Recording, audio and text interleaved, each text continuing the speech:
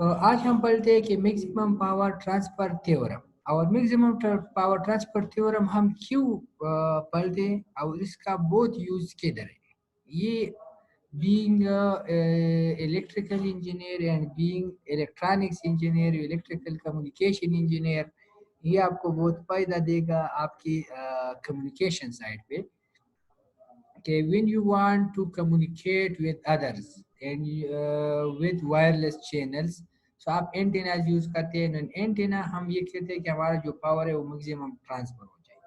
ठीक है, for example ये आपके साथ ट्रांसमीटर है। Suppose this is transmitter, x mean transmitter. ये क्या चीज़ होती है और ये आपको कमिंग 2 सेमेस्टर में बहुत पढ़ाई जाएंगी और थोड़ा इसकी इंट्रोडक्शन आपको हम फिर कराएंगे। लेकिन ये ट्रांसमीटर है और दिस सिंबल शो एंटेना। अभी इस ट्रांसमीटर से हम पावर इस चैनल को, दिस इज कॉल्ड चैनल, जो हियर, इस चैनल को हम मैक्सिमम पावर ट्रांसमिट करना चाहते हैं। तो इसके लिए हमें ज़रूरी है कि इसी तरीके से एंटीना डिज़ाइन करें कि इसका जो इम्पीडेंस है और इसका जो इम्पीडेंस है वो क्या हो, कॉम्प्लेक्स कंजुगेट हो, कॉम्प्लेक्स कंजुगेट हो यानी इक्वल हो। ठीक है, सो इसके लिए अगर इसकी रेजिस्टेंस और इसकी रेजिस्टेंस इक्वल हो जाए तो मैक्सिमम पावर ट्रांसमिट हो जाएगा। So this theorem is called maximum power transfer theorem. और इस कंडीशन को कहते हैं match condition, match, MATCH, match condition. अगर कोई कहे कि एंटीना अभी मैच है तो इसका मतलब ये है कि इसका इम्पीडेंस और इसका इम्पीडेंस इक्वल है। और नॉन मैच, नॉट मैच का मतलब है कि ये इक्वल नहीं होती। ये मैच कंडीशन होंगे तो आप कैसे करेंगे ये और कैसे एंटीना को मैच करेंगे। तो आप चूंकि इलेक्ट्रिकल वाले तो आप इसको फिर नहीं पढ़ेंगे, लेकिन जो इलेक्ट्रॉनिक्स वाले उसको फिर हम 6 सेमेस्टर में applied antennas and it's designing, ये बुक उसको हम पढ़ा देते हैं। और इसके लिए फिर एक सॉफ्टवेयर होते हैं CST सॉफ्टवेयर, इस पर उनके लिए हम एंटीनास डिजाइन करते हैं। तो इसके जब डिजाइनिंग हम करते हैं तो इसका मैक्सिमम हम ये देखते हैं कि ये तो मिसमैच तो नहीं है। तो इसका इम्पीडेंस और इसका इम्पीडेंस हम क्या करते हैं, इक्वल बनाए थे। जब इसको हम इक्वल बनाए तब हमारे साथ मैक्सिमम पावर ट्रांसमिट होते हैं। अदर फॉर्म इसको ट्रांसमिट में पावर इतना नहीं होती। लेकिन कहने का मतलब ये कि maximum power transfer theorem communication engineering point of view से सबसे अहम थ्योरम है। जब आपके एंटेनाज मैच हो तो आपकी पावर अच्छी जाएगी। फॉर एग्जांपल अगर आप रिसीवर हो, पावर रिसीव कर रहे हो, तो अगर ये जो फ्रीक्वेंसीज आ रही है, जो सिग्नल्स आ रही है, इस सिग्नल्स और आपकी रिसीवर्स की इम्पीडेंस अगर मैच हो जाए तब भी आपने क्या, मैं रिसीविंग एंटीना और रिसीवर का इम्पीडेंस मैच हो जाए तब भी आप क्या कर सकते हैं, अच्छी क्वालिटी वाले सिग्नल्स रिसीव कर सकते हैं। ठीक है, सो इस पॉइंट ऑफ व्यू से बहुत अहम है। और ये और इस पे उन्होंने बात क्या है, उसने ये कहा है कि the maximum power transfer theorem state that the load will receive maximum power from the linear bilateral DC circuit. What is mean by linear bilateral circuit? So bilateral circuit को एक दूसरा थ्योरम भी एप्लीकेबल है, वो आज हम पढ़ेंगे, reciprocity theorem. सो bilateral का मतलब है अगर आप इस डायरेक्शन से कुछ वैल्यू दे दी, अप्लाइड कर वोल्टेज या इस डायरेक्शन से, तो इसका बिहेव सेम होता है, दिस इज कॉल्ड बायलेटरल। ठीक है, और एक डायरेक्शन से अगर इसकी बिहेव एक तरह है दूसरी तरह से, दिस इज कॉल्ड यूनिलेटरल।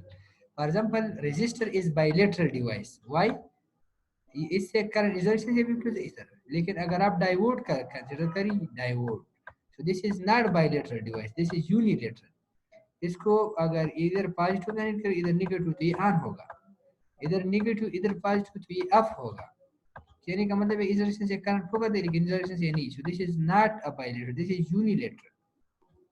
तो अगर एक ऐसी सर्किट हो जो कि बायलेटरल हो, सो इस सर्किट से आप मैक्सिमम पावर कब रिसीव करेंगे, जब आपके साथ इस सारी सिस्टम का जो आपने आर थेवेनिन कैलकुलेट किए, इस रेजिस्टेंस और जो आप लोड अप्लाई करते इसका रेजिस्टेंस इक्वल हो, तो आप इसके इम्पीडेंस ले सकते हैं। फॉर एग्जांपल ये आपके साथ एक पावर सिस्टम है, बहुत बड़ी पावर सिस्टम है, इधर बहुत चीज़ें, ठीक है, इसका आपने जस्ट इक्विवेलेंट सर्किट फाइंड किया through what, through Thevenin theorem. Thevenin theorem का फायदा ये था कि हमने कहा कि इससे हमारे साथ जस्ट सर्किट सैंपल होती है। ये आपने फाइंड किया RL RTH and this is ETH। अभी इसके साथ हम लोड कनेक्ट करते हैं, लोड। सो ये लोड कितनी होनी चाहिए? दिस लोड, इस लोड का रेजिस्टेंस और इस लोड का रेजिस्टेंस अगर इक्वल नहीं है तो इधर पावर डिसिपेशन कम होगा, इधर अगर ये दोनों इक्वल हो जाए तो पावर डिसिपेशन मैक्सिमम होगा। सो कहने का मतलब है कि the load will receive maximum power from the linear bilateral DC network. अभी ये डीसी के लिए, अभी हम एसी पढ़ते हैं ना। when its total resistance will be exactly equal to the Thevenin resistance of this. So this is called maximum power transfer theorem. In the case of AC, AC में कुछ फर्क नहीं है, आप इधर जस्ट क्या अप्लाई करिए ये E Thevenin आप इसी तरह ये हो जाएगा, और ये भी आपके साथ क्या हो जाएगा? Z Thevenin ZTH,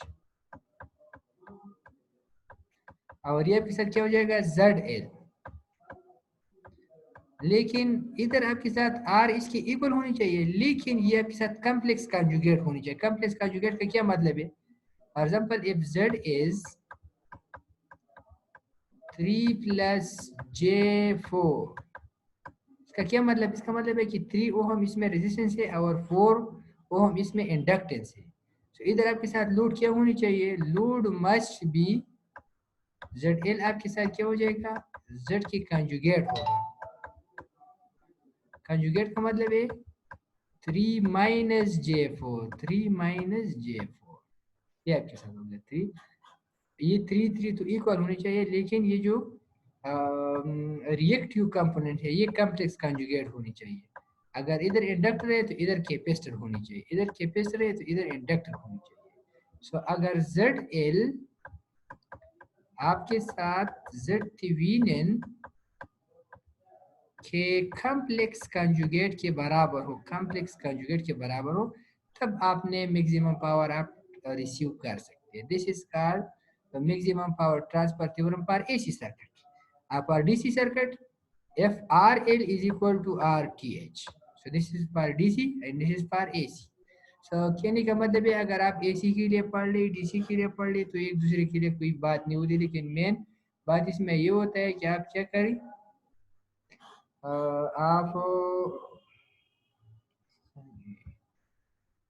आप just so let's repeat. A load will receive maximum power from the linear bilateral DC network when its total resistive value is exactly equal to Thevenin resistance of the network। आपने network के लिए जो calculation किया, इसकी value और इसकी value अगर exact equal हो जाए तो ये मैक्सिमम पावर रिसीव करेगा, ठीक है। और in the case of AC, अगर इस ZL और ZR Z थेवेनिन और ZL इक्वल हो, लेकिन एक दूसरे के कॉम्प्लेक्स कंजुगेट हो, तब ये आपके साथ रिसीव करेगा। ये आपने जस्ट याद करना है। लेकिन कॉम्प्लेक्स कंजुगेट ये लफ्ज मैं बार बार बोलता हूँ, आपने ये कॉम्प्लेक्स कंजुगेट का लफ्ज आपको याद होनी चाहिए, जिसका कॉम्प्लेक्स कंजुगेट होनी चाहिए। From the first discussion, we realized that Thevenin equivalent circuit can be found Bajad ज़रूरत नशा किसी की। फॉर एग्जाम्पल आप तो सर्किट दो तरह से सिंप्लीफाई कर सकते हैं। एक आप R थेवेनिन और Z थेवेनिन और E थेवेनिन, दूसरा आप इसके लिए नॉर्टन इक्विवेलेंट सर्किट बना सकते हैं। अगर नॉर्टन इक्विवेलेंट सर्किट हो तो फिर आपने क्या करना है, फिर भी सेम है, आपके साथ इसी तरह नेटवर्क होगा। फिर भी आपके साथ RN और RL इक्वल होनी चाहिए, Z थेवेनिन और R थेवेनिन इक्वल होनी चाहिए, ZN और ZL आपके साथ होनी चाहिए, लेकिन कॉम्प्लेक्स कंजुगेट इधर भी होनी चाहिए, ठीक है। कॉम्प्लेक्स कंजुगेट का मतलब है कि if this is plus J so this is minus J, if this is minus J so this will be plus J, ये आपके साथ हो जाएगा, ठीक है। अभी फॉर एग्जांपल अगर पुरानी वाली सर्किट है, ये वाली सर्किट, तो इस सर्किट में कितना करंट फ्लो करेगा? इस सर्किट में अगर आप करंट फाइंड करना चाहते हैं तो I is equal to E Thevenin divided by R Thevenin E Thevenin divided by sum of R Thevenin plus RL plus RL। अगर ये z है तो z थेवेनिन एंड z ये आपके साथ हो जाएगा। और इधर अगर आप पावर फाइंड करना चाहते हैं पावर, तो पावर का इक्वेशन था P equal to I square pi. R. So I की जगह आप ये टर्म लिख ली, Yes, तो आ sir. जाएगा E Thevenin square R divided by R L plus R Thevenin whole square, this will be the power.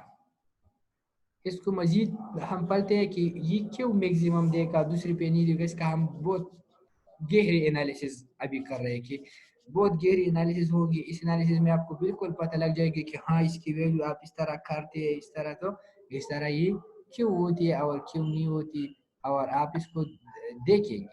फिर आप अपनी जो फ्रूटी सॉफ्टवेयर है इस पे भी इसको इम्प्लीमेंट कर सकते हैं। ठीक है, अली आया जी अली। सर दिल तंग power formula Chirai square are वाले रिपीट योर क्वेश्चन।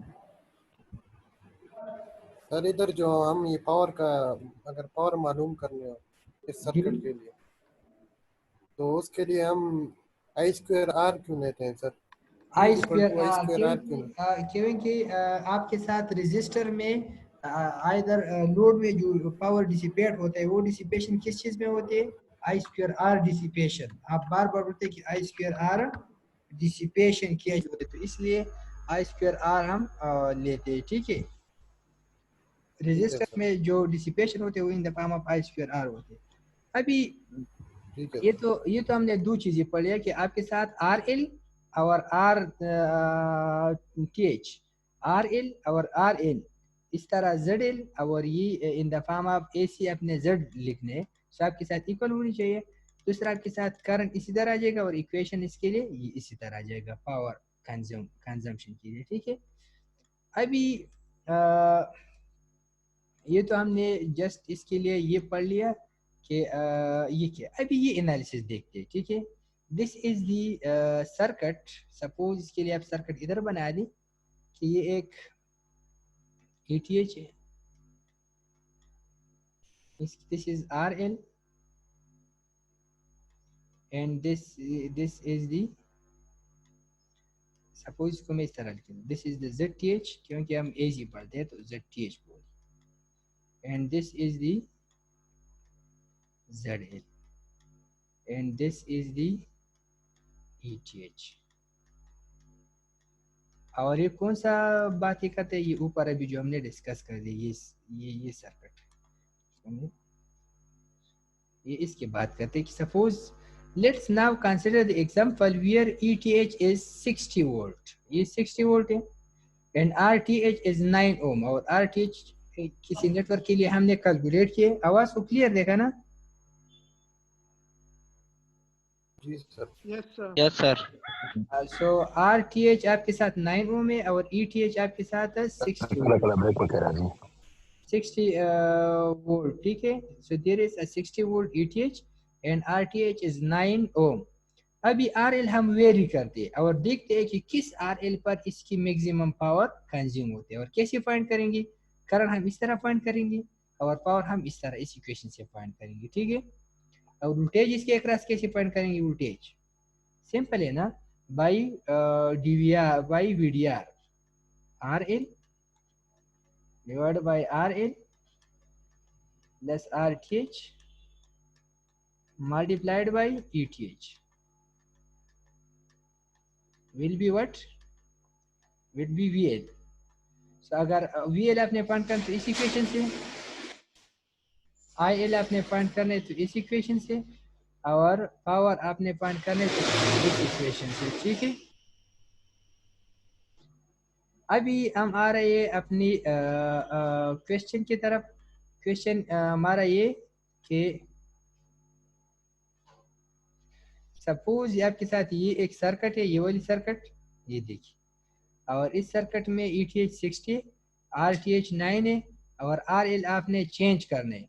अभी RL हम देखते हैं फॉर एग्जांपल 0 या फॉर एग्जांपल बहुत स्मॉल वैल्यू से हम RL को बढ़ाएंगे और फिर इसकी internal resistance of the system तक बराबर करेंगे, फिर इससे इंक्रीज करेंगे और देखेंगे कि हमारे साथ पावर में क्या वेरिएशन आ रही है। ठीक है, so let's start the analysis. लेकिन ये आप याद रखिए कि करंट उन्होंने इस तरह फाइंड किया कि आई इस तरह, और VTH के लिए भी मैंने फार्मूला लिखे VL के लिए, और पावर इस तरह उन्होंने आपके लिए फाइंड किया। तो आप जस्ट इसको एनालाइज करें। ये देखिए पावर इस तरह, ये देखिए VL इसने ये फार्मूले से, IL को इस फार्मूले से, ETH दिस, ETH केवल है 69 प्लस RL। अभी RL की वैल्यू हम चेंज करेंगे, VL RL into 60 RTH plus RL, इसको अगर आप फुट कर तक साथ दिया जाएगा। अभी RL की वैल्यू हम इधर लिखेंगे तो हमारे साथ, अभी RL की वैल्यू हम 0.1 से लेकर 30 ओहम तक देखते हैं कि 0.1 ओहम पे पावर कितना होगा, करंट कितना होगा, वोल्टेज कितना होगा, और 30 पे कितना होगा। इसका मतलब इस रेंज में क्या होगा। और इसका हम फिर एक टेबल बना देते हैं और इस टेबल को हम प्लाट करते हैं।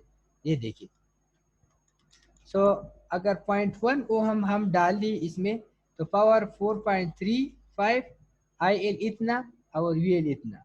फिर 0.2 पे आपके साथ कितना गया, इसी तरह ये आ गया। ठीक है, IL आपके साथ इस तरह है। ठीक है, और पावर आप देखिए, पावर आपके साथ बढ़ता जा रहा है। 4 पे इतना था, 2 पे इतना था, 0.5 पे इतना हो गया, 1 2 3 4 5 8 ओहम, 9 ओहम। देखिए ये 9 ओहम, क्योंकि 9 ओहम जो था ये इधर ये 9 ओहम था, तो अगर ये भी 9 ओहम तो आपके साथ कितना का पावर हो जाएगा, 100 वाट।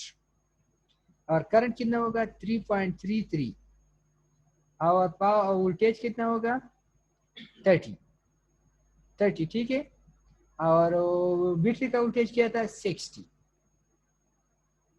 सो 60 को अगर आप हाफ कर दे तो इतना